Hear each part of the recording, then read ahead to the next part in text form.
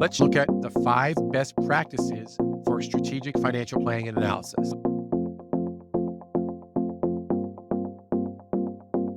The first one is all about intelligent, data-driven planning. Let's use your data. Use your historical. Generally, you're going to see patterns that emerge. That's all going to be able to help you as you're driving your planning. When building your revenue plan, do it by sales team member. Do it by sales team. Start at that lower level and have it help drive those decisions. Do a driver-based cost of goods plan. Build a model. Figure out how the data is relating to one another. Another thing is detailed positioning planning. Employees and labor is a massive percentage of your operating expenses. So invest the time to build a detailed position plan. And last but not least, OpEx planning. Use the data that you have to inform your future years. For our second best practice, it's all about facilitating cross-functional planning and communication. Use workflow engines, build approvals, automatic triggers, set due dates, work on the budgets and forecasts together because they're going to be more reliable. You can get automatic updates to forecasts as well. Demand always fluctuates, so use that data, use your actuals for production and inventory and cost of goods sold to update your future models. And then once you zero in on it, dig into that information, get those cost of goods, driver-based models, and it's really going to help you.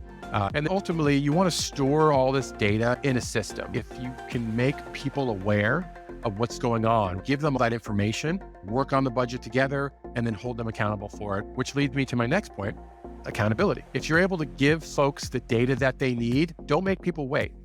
There's so much technology where you can give people real-time, personalized dashboards that will help them be effective.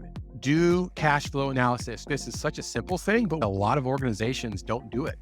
Banks, investors, insurers, they ask for cash flow forecast, right? Maybe it's even more important to them than P&Ls and balance sheets, which leads me to sales management and production analysis and reporting. These are things that you could bring into a system and look at daily. By giving the folks that need this information, they're able to analyze, report on it, and become more effective at hitting their goals, which leads me to data-informed decision-making. Update your forecast as often as you can.